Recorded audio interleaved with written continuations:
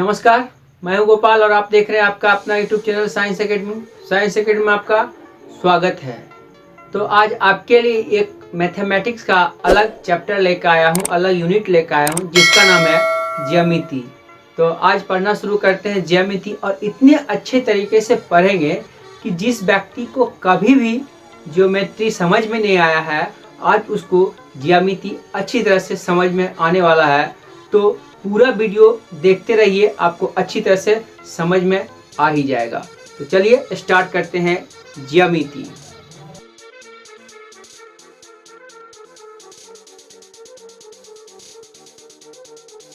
ज्यामिति अंग्रेजी में इसको कहते हैं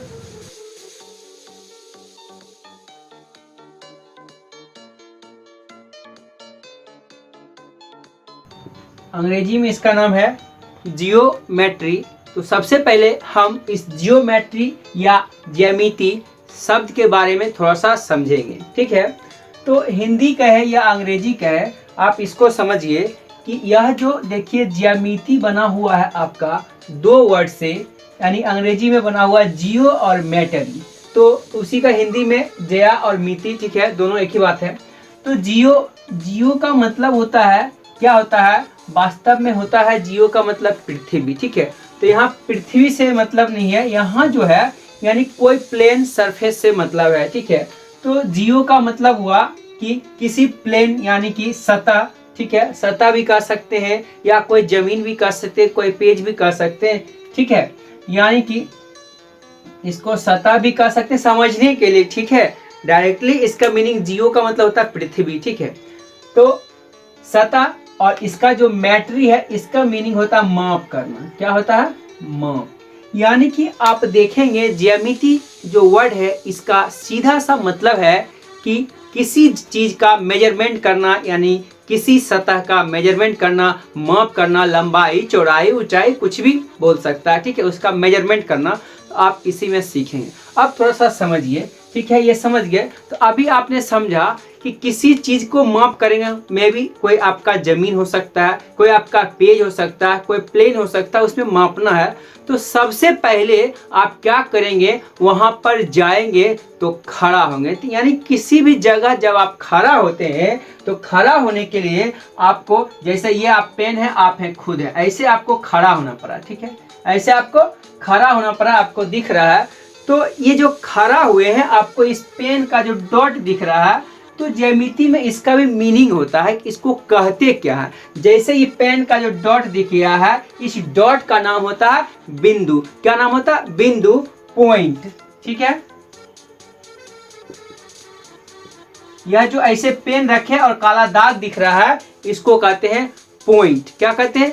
बिंदु कहते हैं। तो फाइनली रूप से इसका बिंदु का कोई डेफिनेशन अच्छी तरह से नहीं दिया जा सकता, फिर भी समझने के लिए आप समझ सकते हैं कि बिंदु जो वास्तव में होता है, इसमें लंबाई चौड़ाई ऊंचाई इसका मेजरमेंट नहीं किया जा सकता, यानी नहीं है। और इसको और समझना अच्छी तरह से, तो बिंदु एक ऐसा वृत्त है, ठीक है, बिंदु एक ऐसा वृत्त है, माने कि गोल टाइप का है, ठीक है, 2D है, ठीक है, मतलब क्या, 2 डायमेंशन फिगर है, जिसकी त्रिज्या शून्य है, यानी कि जिसकी त्रिज्या डिफाइन नहीं है, उसको हम कहते हैं बिंदु, ठीक है। तो आप समझ गए बिंदु। तो बिंदु को अब आप किसी भी नाम से क्या करते हैं, सूचित इंगित कर सकते हैं, ठीक है। तो हम एक बार इसको लिख लेते हैं कि बिंदु कहते किसे हैं। इसको एक बार मिटा देता हूं। तो देखिए ये पॉइंट है, इसको हिंदी में कहते हैं बिंदु, ठीक है।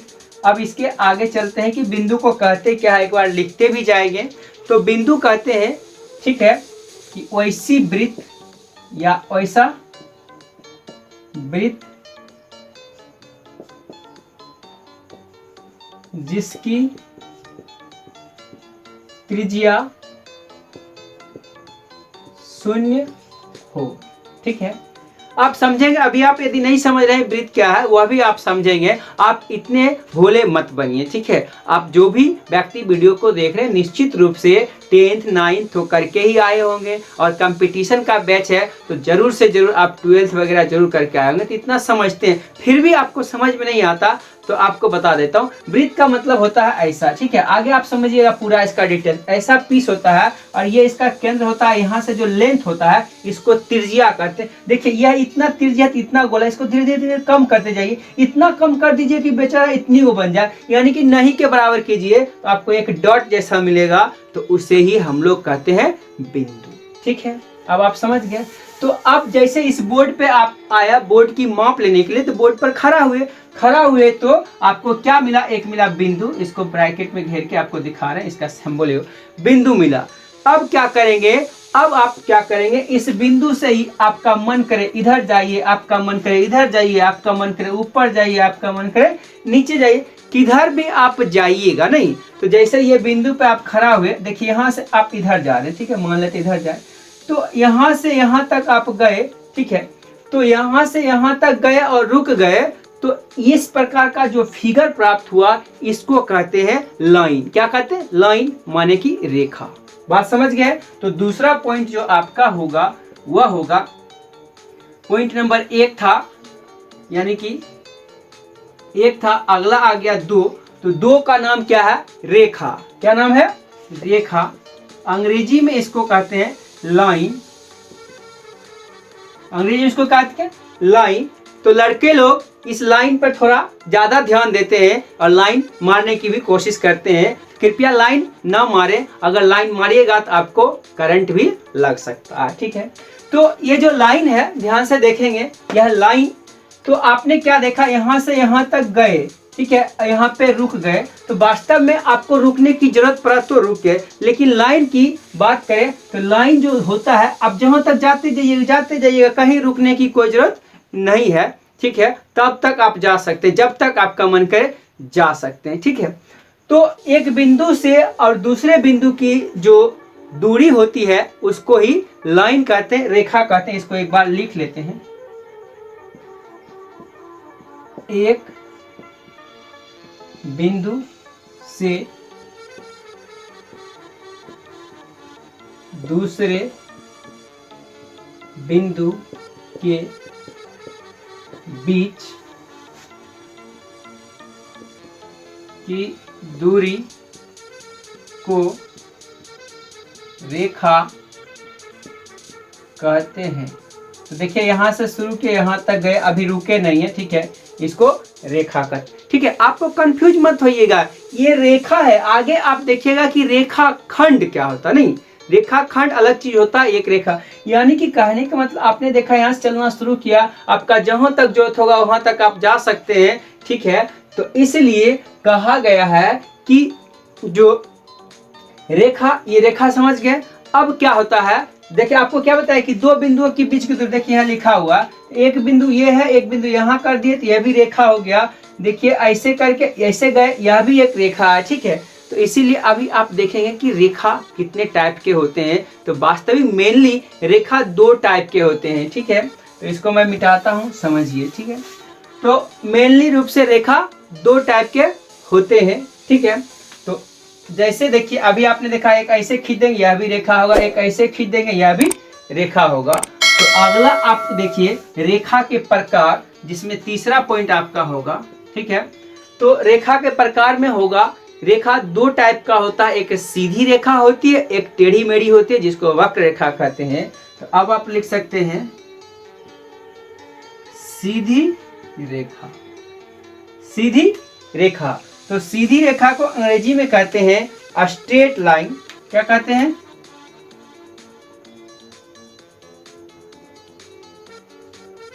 Straight line. क्या कहते हैं, स्ट्रेट लाइन कहते हैं। तो स्ट्रेट लाइन का मतलब आप इसको फोटो देख के खाली समझ जाइए, यानी कि अगर ऐसे लिखा हुआ है तो इसको क्या कहते हैं, स्ट्रेट लाइन, बिल्कुल सीधी रेखा कहते हैं। बात समझ गए, सीधी रेखा कहते हैं। कोई बात समझ गया। अब इसको हम लिखते हैं कि सीधी रेखा का डेफिनेशन क्या होगा। तो सीधी रेखा का डेफिनेशन होगा 2 बिंदुओं के बीच की न्यूनतम, दो बिंदुओं के बीच की न्यूनतम दूरी क्या होती है? सीधी रेखा कहते हैं। दो बिंदुओं के बीच की जो दूरी होगा उसको हम लोग सीधी रेखा कहेंगे, और जब सीधी रेखा खत्म हो गया तो एक होगा वक्र रेखा, ठीक है, जिसको कहते हैं कर्व लाइन। तो आपको नीचे दिख रहा है, कहीं कोई दिक्कत नहीं है? एक मिनट, हाँ ठीक है। तो अगला पॉइंट आपका क्या होगा? वक्र रेखा। तो ध्यान से देखिए, अगला आपका 4 नंबर जो है उसका नाम होता है वक्र। वक्र रेखा हो गया। तो वक्र रेखा क्या होगा कि वैसी रेखा जो सीधी ना हो, सीधी रेखा को आप सरल रेखा भी कह सकते हैं। तो वैसी रेखा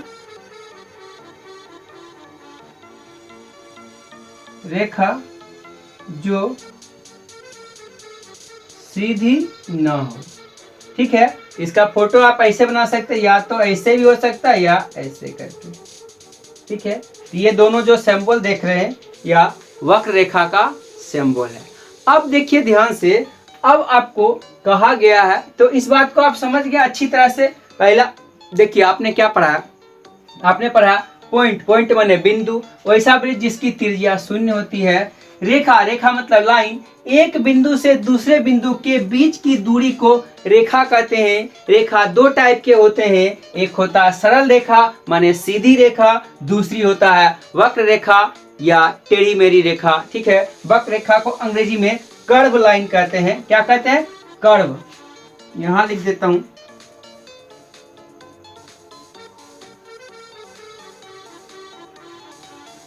कर्व लाइन, ठीक है। कर्व रेखा यानी कि वक्र रेखा।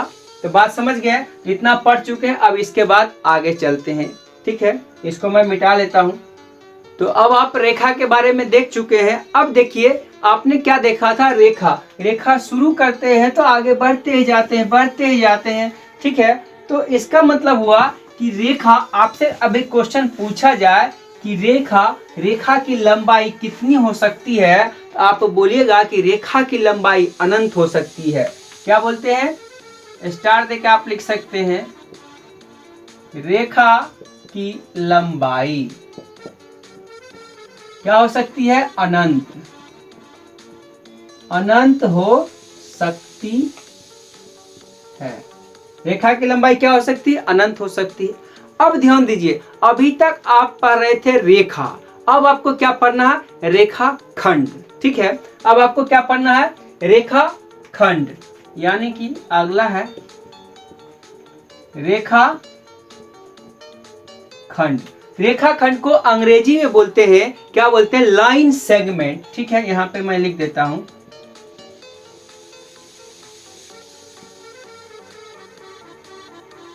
रेखा को बोलते हैं लाइन सेगमेंट।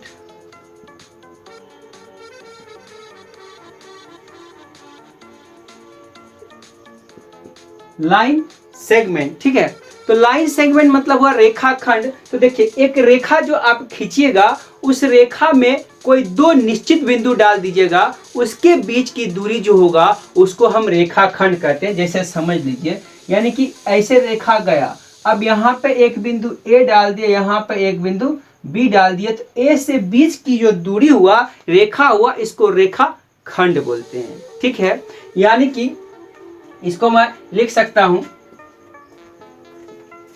रेखा पर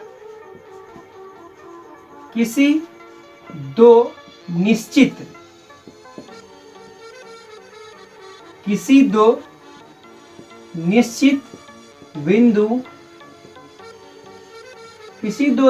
बिंदुओं के बीच की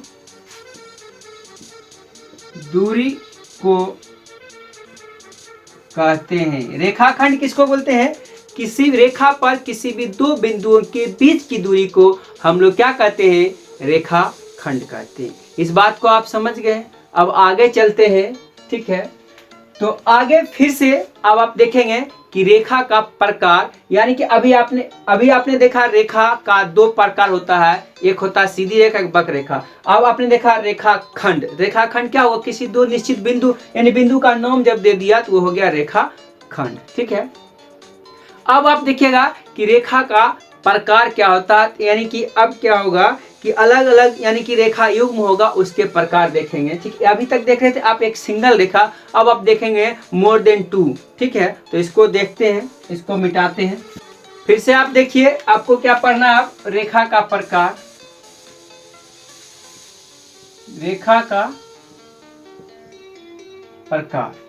तो अब आप देखिए रेखा का जो प्रकार होगा वह उसमें एक नंबर आप देख सकते हैं। तो पहला होता है समांतर रेखा, जिसको अंग्रेजी में कहते हैं पैरेलल लाइन। समांतर रेखा, इसको अंग्रेजी में कहते हैं पैरेलल, PARALLER, पैरेलल। ठीक है, पैरेलल लाइन। तो पैरेलल लाइन का मतलब क्या होता है, पहले आप फोटो से समझिए, पहले आप सुन लीजिए तब आप लिखेंगे। तो पैरेलल लाइन का मतलब होता है कि दो लाइनों के बीच की दूरी कभी भी कम या अधिक न हो, ऐसे दो लाइन को पैरेलल लाइन कहते हैं, समांतर रेखा कहते हैं। ठीक है, इसका आप फोटो देख सकते हैं, जैसे देखिए ये और ये दो लाइन है, आपको दिख रहा है। ठीक है, दो रेखा है। अब इसके बीच की दूरी आप कहीं भी देखिए, चाहे आपका मन करे यहां देखिए, आपका मन करे यहां देखिए, तो इसके बीच की दूरी कभी कम और ज्यादा नहीं हो रही है। तो ऐसे लाइन को हम कहते हैं पैरेलल लाइन। जैसे में आप इसका उदाहरण देख सकते हैं रेलवे लाइन। रेलवे लाइन को जब आप देखिएगा वह हमेशा पैरेलल होता है, उसके बीच की दूरी कभी कम ज्यादा नहीं होती है। ठीक है, इसको हम लिख सकते हैं कि पैरेलल लाइन कहते किसको है, तो इसको लिखेंगे दो रेखा के बीच की दूरी कभी नहीं बदले,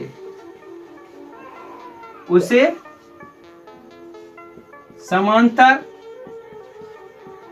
रेखा कहते हैं।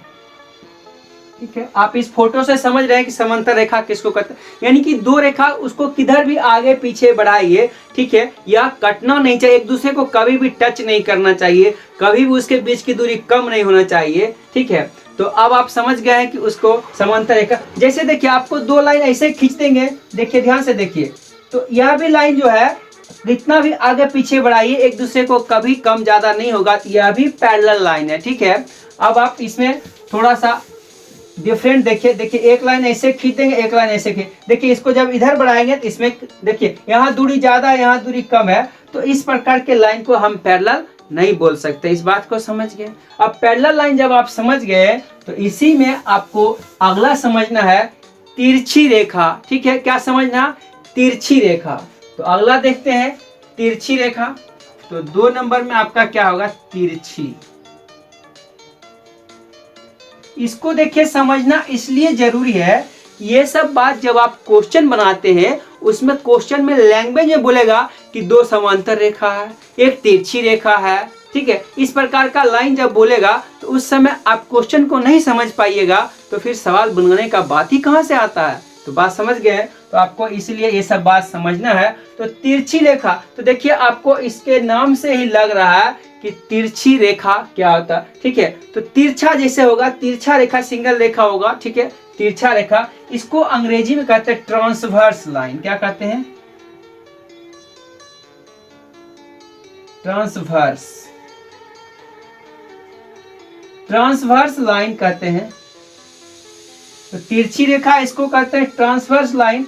अब आप देखिए ऐसे जो खींचे हैं यह क्या है, तिरछी रेखा है, ऐसे खींच दीजिए, तिरछी रेखा है। ठीक है, एक दूसरे को काट सकता है।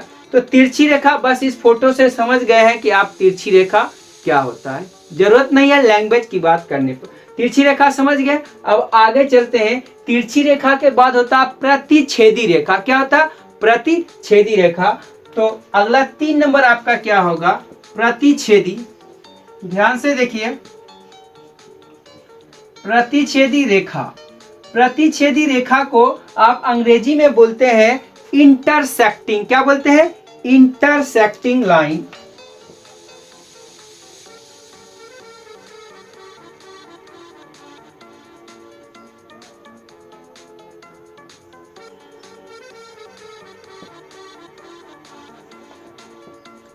Intersecting line. तो देखिए, इसको भी इंटरसेक्टिंग लाइन को हिंदी में बोलते हैं प्रतिच्छेदी रेखा।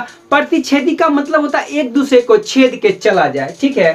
तो प्रतिच्छेदी का आप फोटो ऐसे देख सकते हैं। देखिए, ये लाइन एक दूसरे को इस पे क्या करता है? प्रतिच्छेदी कर रहा है, एक दूसरे को क्या कर रहा है? छेद करते जा रहा। तो इस प्रकार के लाइन को क्या बोलते हैं? प्रतिच्छेदी रेखा। यानी कि अगर आप लिखना चाहेंगे तो बोलेंगे, जब दो रेखा एक दूसरे को किसी एक बिंदु पर काटती है तो वो दोनों रेखा एक दूसरे को प्रतिच्छेद करती है और प्रतिच्छेदी रेखा कहलाती है। समझ गए हैं? कोई दिक्कत नहीं, इस बात को आप समझते हैं। तो आगे बढ़ते हैं। तो प्रतिच्छेदी के बाद एक और आपका लाइन का प्रकार होता है जिसको कहते हैं संगामी रेखा। क्या कहते हैं? संगामी रेखा। तो संगामी रेखा क्या होता है? इसमें अब दो से अधिक रेखा होगा, एक बिंदु पर प्रतिच्छेद करें। इसको अंग्रेजी में बोलते हैं कॉन्कूरेंट।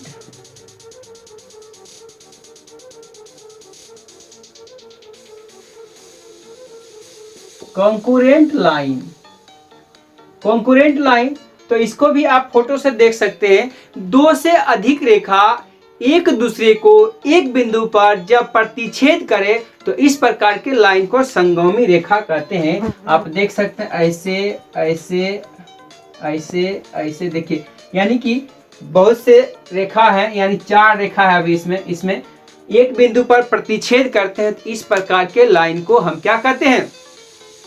संगामी रेखा कहते हैं। तो आप सीख गए हैं कि संगामी रेखा किसको कहते हैं, पैरेलल रेखा किसको कहते हैं, तिरछी रेखा किसको कहते हैं, ये सब सीख गए हैं। तो आगे बढ़ते हैं।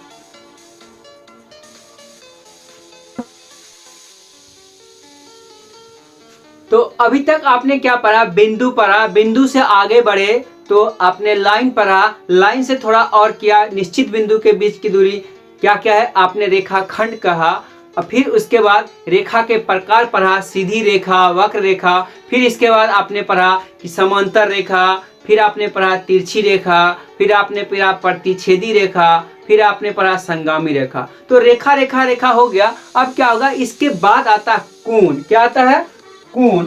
ध्यान से देखिएगा, इसके बाद आता है आपका कोण। तो ये कोण है।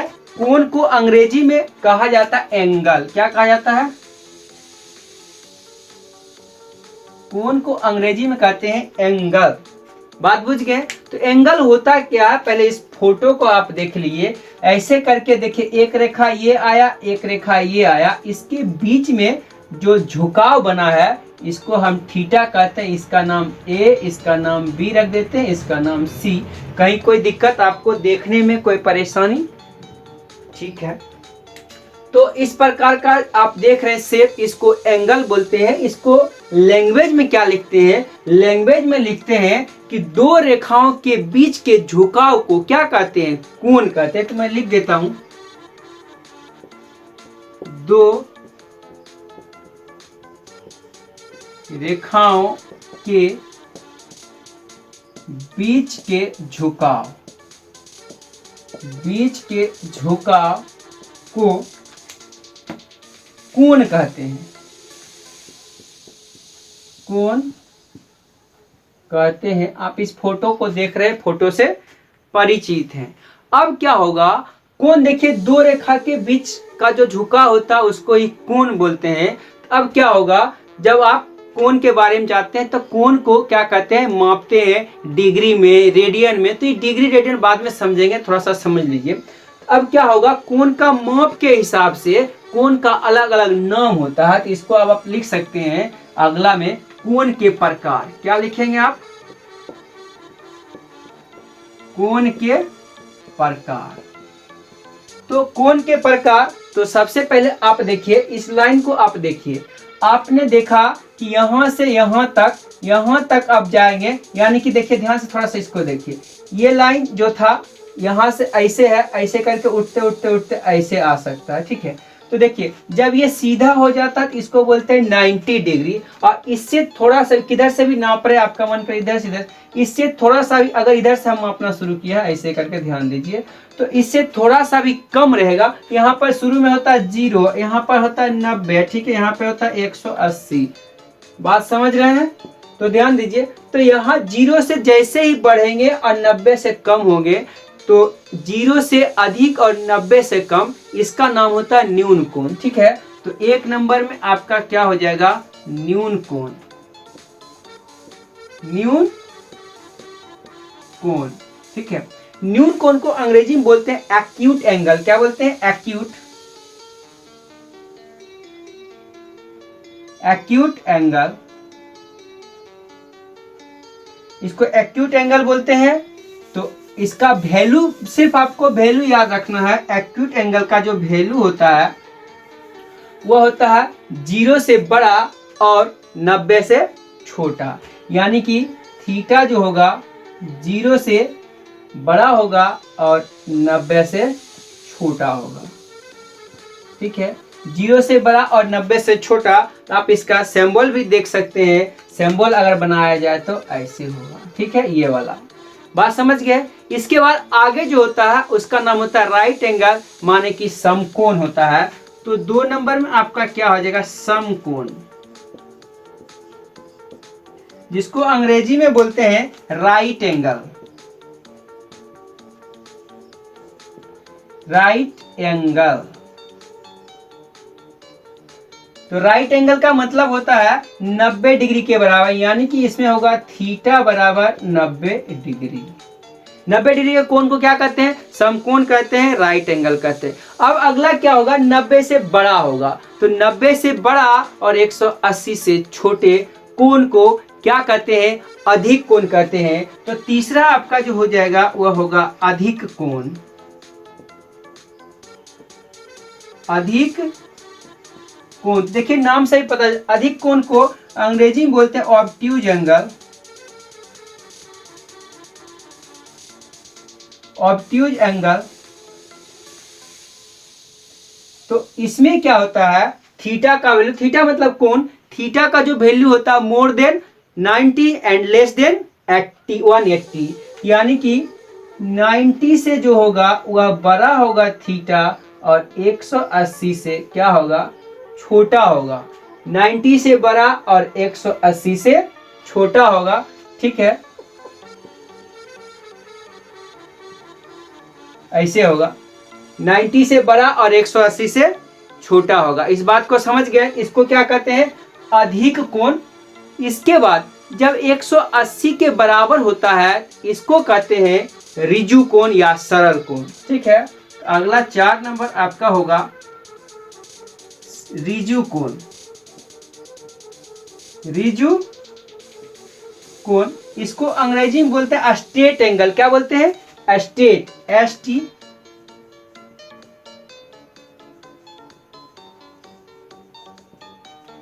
Straight angle. स्ट्रेट एंगल का जो वैल्यू होगा वह होगा थीटा बराबर 180 डिग्री। तो इस बात को आप समझ रहे हैं? थीटा बराबर 180 डिग्री। अब क्या होगा? आपने 0 से शुरू किया, तो 0 से बड़ा और 90 से छोटा, फिर 90 के बराबर गए, फिर 90 से बड़ा 180 से छोटा, ठीक है। अब कहां तक गए? 180 तक चले गए। अब क्या होगा? 180 से ज्यादा होगा, 180 से अधिक होगा। तो इस स्थिति में उस कोण का नाम होता है पुनर्युक्त कोण। क्या नाम होता है? पुनर्युक्त कोण। एक बार मैं इसको अच्छी तरह से आप लोग देख लीजिए, इसको मिटा के मैं लिख देता हूं। अगला होता है आपका पुनर्युक्त कोण। क्या होता है? अगला जो आपका होता है वह होता है पुनर्युक्त। अगला क्या है आपका? पुनर्युक्त कोण।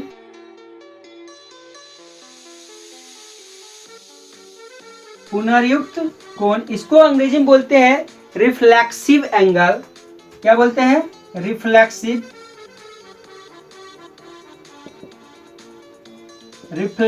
एंगल, यानी कि रिफ्लेक्ट करता है, घूमते रहता है, ठीक है। तो यानी कि 180, इसमें क्या होता है, थीटा जो होता है 180 से बड़ा होता है, 180 से बड़ा और 360 से छोटा होता है। इसको हम कहते हैं पुनर्युक्त कोण। तो अब आप कोण के बारे में अच्छी तरह से नाम से आप समझ गए हैं कि कोण कितने प्रकार के होते हैं, ठीक है। तो इस बात को समझ गए हैं। अब आगे और भी चलते हैं, इसमें भी और भी है कोण के प्रकार। तो अभी आपने देखा, इसके हिसाब से अब क्या होगा, ठीक है। अब जो भी होगा तो उसमें दो कोण के बारे में कहा जाएगा कि दो कोण का योग क्या होगा, उसको क्या कहेंगे, ठीक है। इसको मिटाते हैं। तो अब जो है कोण के प्रकार वह क्या है आपका है, एक नंबर फिर से नया देखिए, इसका नाम है कोटि पूरक। कोटि पूरक, जिसको अंग्रेजी में कहते हैं कॉम्प्लीमेंट्री एंगल। क्या कहते हैं? कॉम्प्लीमेंट्री।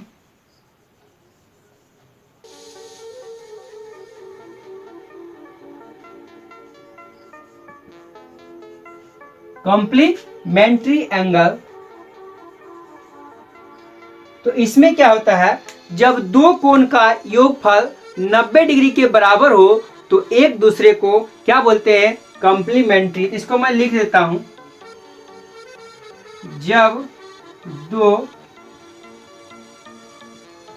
कोणों का योगफल 90 डिग्री हो, ठीक है। तो इसमें इसका मतलब अगर दो कोण का नाम है, एक का नाम अल्फा, दूसरे का नाम बीटा, तो अल्फा प्लस बीटा बराबर क्या होगा? 90 डिग्री, ठीक है। अल्फा प्लस बीटा बराबर 90 डिग्री, ठीक है। फिर से दूसरा इसका होता है कोटि पूरक, अगला होता है समपूरक। 2 नंबर में क्या होता है? समपूरक कोण। तो समपूरक में क्या होता है, यहाँ पर जब दो कोण का योगफल 180 डिग्री होता है उसको समपूरक कहते हैं। इंग्लिश में इसका नाम होता है सप्लीमेंट्री।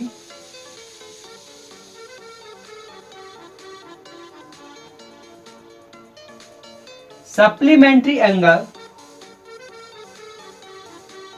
तो ये सप्लीमेंट्री हो गया। तो सप्लीमेंट्री में क्या होगा, फिर से अल्फा प्लस बीटा यानी दो कोण का योगफल कितना होना चाहिए? 180। इस स्थिति में आप लिखिए अल्फा प्लस बीटा बराबर 180 डिग्री।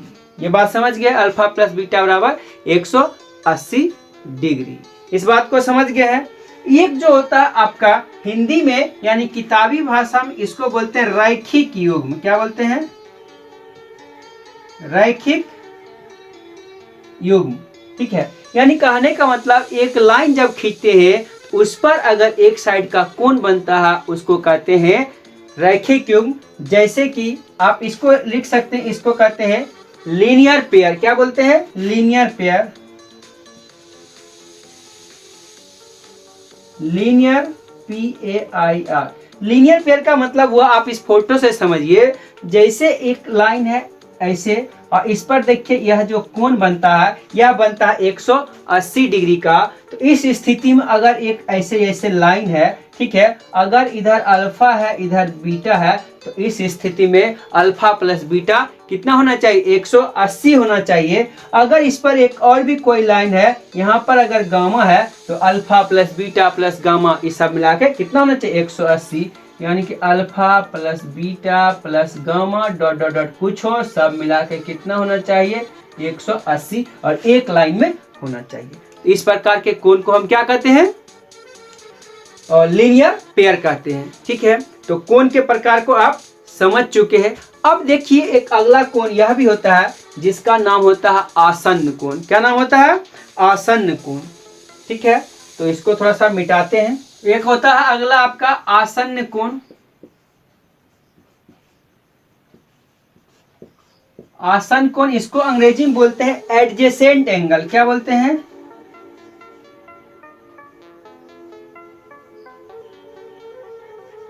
Adjacent angle. तो एडजेसेंट एंगल का मतलब होता है कि वैसा एंगल जिसमें दो एंगल में क्या होता है, एक लाइन होता है, कॉमन होता है। जैसे आप इसको देखिए, एक लाइन ये है, एक लाइन ये है, ऐसे करके है। तो ये और ये अगर पैरेलल है, यहाँ एक है अल्फा और यहाँ है एक बीटा, तो ठीक है। तो देखिए अल्फा और बीटा इस फोटो में क्या है, अल्फा और बीटा इसमें एडजेसेंट एंगल है, यानी आसन कोण है। जब इसमें अगर इसका नाम PQ है, इसका नाम AB है, ठीक है, तो इस स्थिति में PQ पैरेलल AB है, PQ पैरेलल AB है, तब अल्फा प्लस बीटा बराबर होता है 180 डिग्री। ठीक है, यानी कि जब आप कोई फिगर बनाइएगा जिसमें देखिए ये इसमें जो Q और B लाइन क्या है, दोनों के लिए कॉमन है, तो इस प्रकार के एंगल को कहते हैं आसन्न कोण। ठीक है, यानी कि एडजेसेंट एंगल। तो आज के लिए बस इतना ही, फिर से मिलते हैं अगले वीडियो में। तब तक के लिए नमस्कार, bye, good night, take care, thank you.